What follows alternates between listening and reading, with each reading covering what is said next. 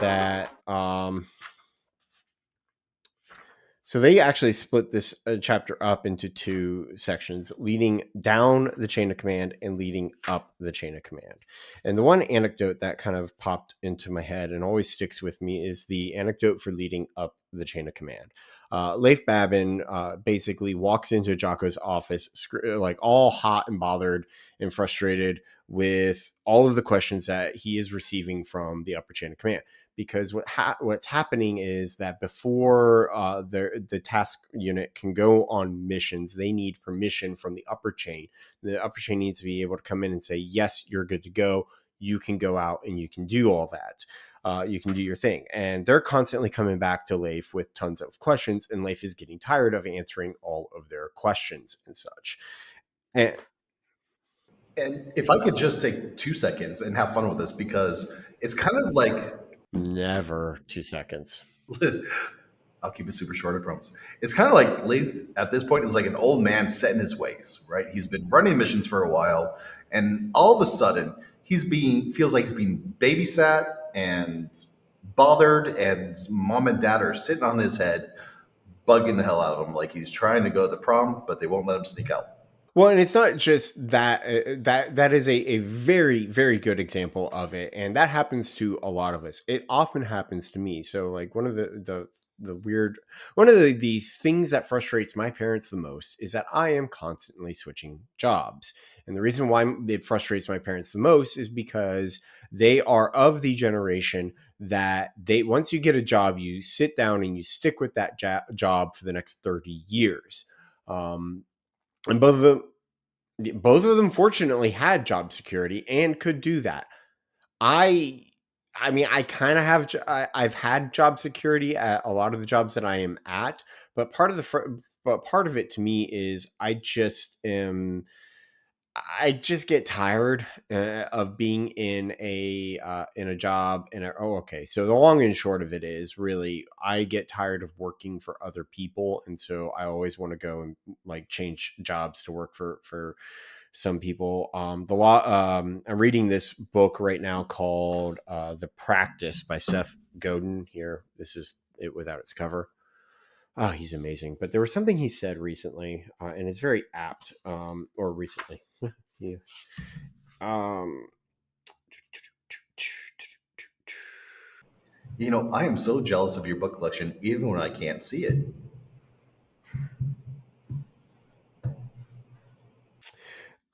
so one of the things that he talks about in there is basically one thing that we always want to do, and very often what we want to have is to be able to put something out into the world that is ours, our own. And that tends to be kind of the frustration that I often run into is I come in and I'm working on a job, and it's like, I really want this to be my own. I want this job or this, what I'm working on, to be my own. And I want to put that out there for them. And I run into situations that are very similar to like what Leif is talking about, and kind of what you were alluding to. Like, I come into a job, and at the very beginning, what gets frustrating and is hard for me to work on and deal with, and I'm constantly working on this internally for myself, is people don't know you, they don't trust you just yet, so they hold your hand, or they put up tons of guideposts and stuff. And it for me, who has been around the block multiple times, it is a very frustrating thing, and I like, it annoys the heck out of me, because it's like, if you just let me have freedom to do this, you're gonna love what I do. Like, I know that, but I have to work with it for a couple of months always, and just deal with the whole, all right, yeah, it is very frustrating. I don't like it. And so a lot of times, so very often I end up in this situation, or I used to end up in the situation that Leif was in, where you're constantly getting bombarded with questions from people above you in the chain of command, so to speak. And so one of the thing, and so during this whole discussion in this story, like Leif is complaining about it, like I do with some people too. Like I'll complain about it with my parents. My gosh, God bless them, because holy cow, do they listen to my complaining. Bravo, bravo. Maybe that's why they got the sheep. Maybe that's why he got the sheep. Oh yeah, yeah. No, I can't blame them for getting the sheep. My mom actually has posted some really hilarious pictures of that on the sheep. Like she has a picture of the three sheep sitting there, and she's like, "All right, meeting with every morning meeting with everybody. We got to sit down and Stand up. yep." And she just, oh my gosh, I'm going to pull up this. I have to pull this up right now. I'm not. I can't share the photo or anything, but I gotta find. Can we share video with this system? I don't know. I so much want to. I don't know, but hold on. I gotta find these. These are. This is a whole. It's hilarious. Oh my gosh. I gotta find this. Morning. Here it is. Get ready. Get ready. Here I am. Get ready for this. All right. So it's a picture of their three sheep, and it says, morning check-in meeting, important to connect with the team and ensure we are on the same agenda. Good time to communicate, get clarity, and hear what the team members think. Grain and hay it is. Green and hay. But anyway, so Leif is complaining to Jocko, and Jocko basically comes back and says, well, why do you think they're asking these questions? And the whole thing is, it's because they want to know, they need to know more. And so Jocko sits there and says, part of what we have to do as somebody who's below is we have to provide tons of information to the people above us. And this is such an extremely important thing. I am, and you also have to, we also have to be, this is it's a skill. Okay. It's a skill you have to learn, and every company is different. Every team is different. It's better, the general principle is it's better to over communicate than under communicate. So when you are doing something, and you, like, part of what you needed to do as a subordinate is lead up the chain, is lead up to the people above you. And so you need to provide a ton of information to them. It goes back to that whole I intend to do this X, Y, and Z. So what Leif should have been doing is providing a ton of information to the people above him, so that they didn't have to come back and ask all of those questions, which is what he ends up doing. And this is something that over time I have had to learn, and I have had to try and implement, is provide as much information and stuff as possible up the chain of command. Now, mind you, there does come a point in which you will start learning what to share and what not to share.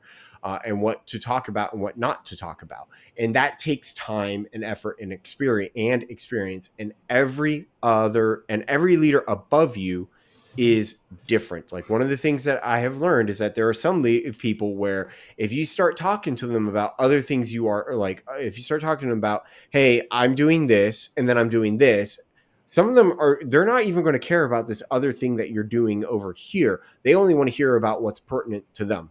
And that's part of what leading up the chain is sitting there saying, all right, you don't care about what's going on over here, so let me just tell you about what I'm doing up over here that you care about. Others do want to know everything about what you are doing, and so you do have to share it with them. And and a lot of it is that they want to know everything that you're doing, not to tell you, not necessarily to tell you what to do and what not to do, but to at least understand what's going on, at least have a big picture view about what's going on with the team. Now, taking this back to the example you were giving about that CEO who was sitting there telling his people, if you don't like at this company, we are going to do this one thing. If you don't like it, you can leave.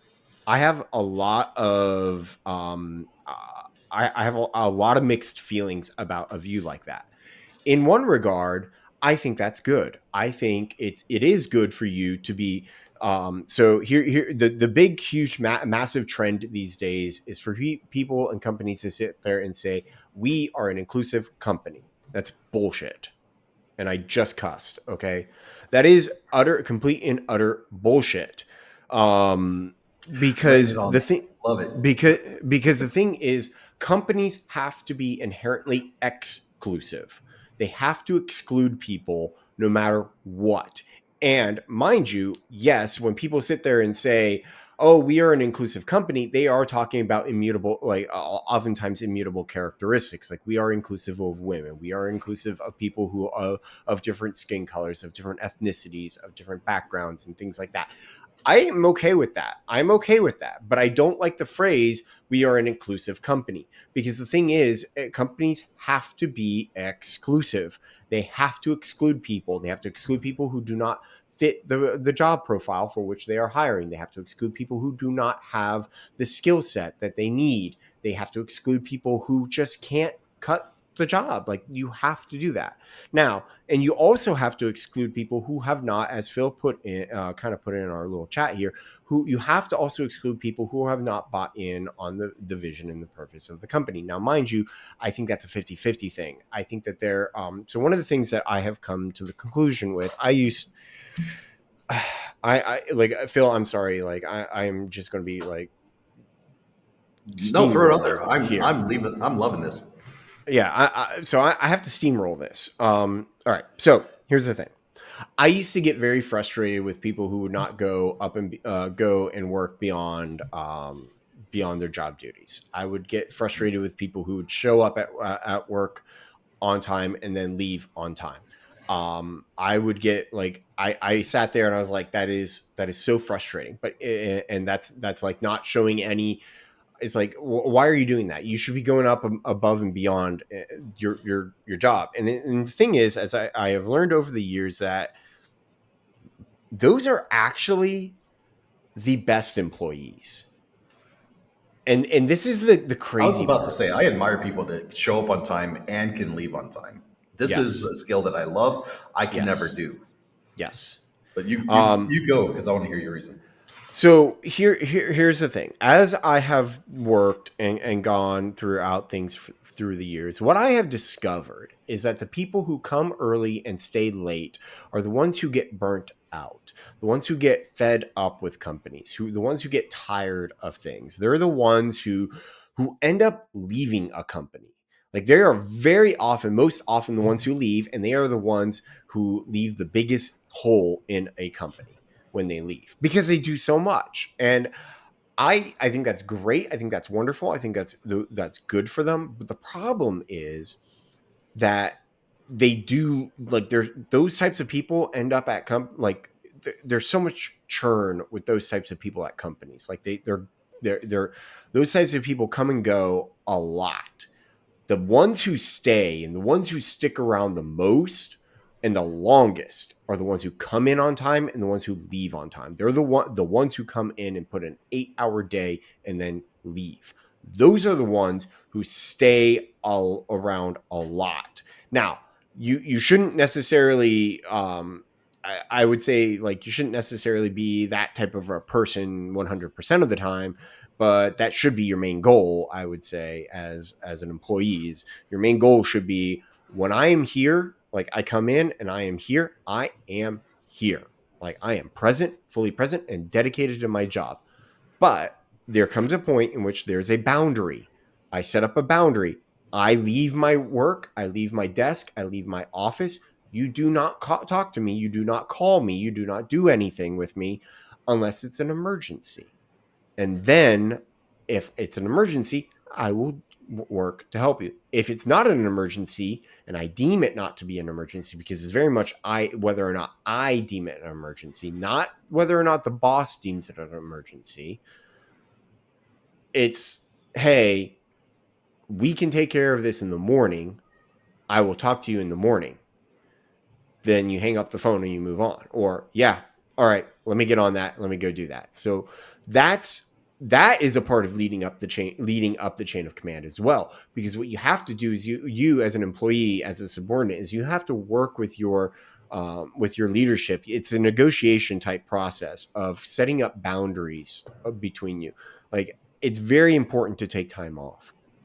It's a huge deal to do that, because if you can take time off and take time away from your job and everything, you can recharge and you can reset, and then you can come in the next day or the next week and just be even more phenomenal at your job than you already are, because you're fully rested. So anyway, that's my whole view of it. Now, when it comes to like what that CEO was saying, I think that is an important thing for CEOs to do, is to be able to set a vision and set a purpose for the company and sit there and say, hey, this is our purpose. This is our job.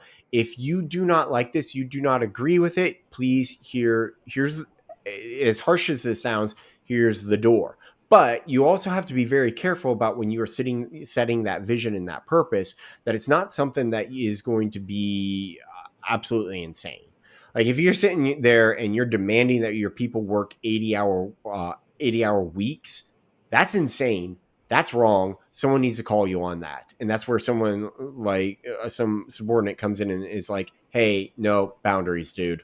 I I work to live. I don't live to work." Like, that's an important distinction for people to understand.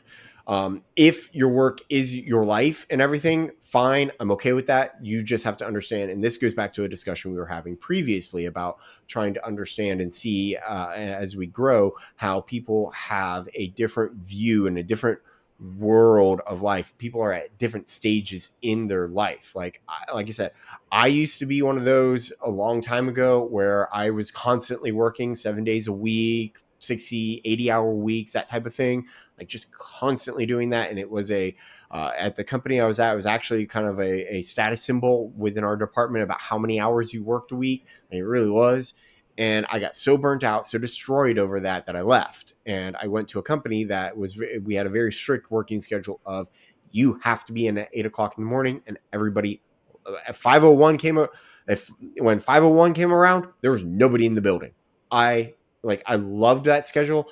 I unfortunately had to leave that job because You it got was bored. too. No, it was too far away from my family. And I needed to move closer. And at the time, I didn't want to work remotely, so I had to leave that job, unfortunately.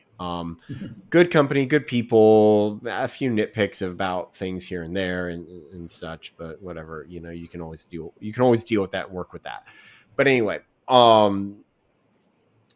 and so, like, as I've gotten older and everything, I've come around to the view of those people who do come in and work those 8 hours. They're the backbone of your company, and you can't like sit there and be like, get out, because they don't want to work more than 8 hours a day. You can't do that, because they're the backbone of your company. Because if you get rid of those types of people, who are you going to be left with? Where you're going to be left with the workaholics, and the workaholics are going to work themselves into the ground. When they work themselves into the ground, who do you have at that point? No one. So, but That's anyway, an interesting way to look at it. I'll play with this afterwards. but anyway, but we go back to the whole purpose. Like, say, so you have to be, when you, as a leader who's leading, who's above everyone, and you're trying to lead down the chain. Yes, you need to set a vision. You need to set a purpose for your company, but you also need to. And so when you sit there and you start setting up ultimatums for the people below you, you need to be careful about what ultimatums you choose, and you need to understand that, is this really an ultimatum for which you are about, that you are risking you are willing to risk your company on?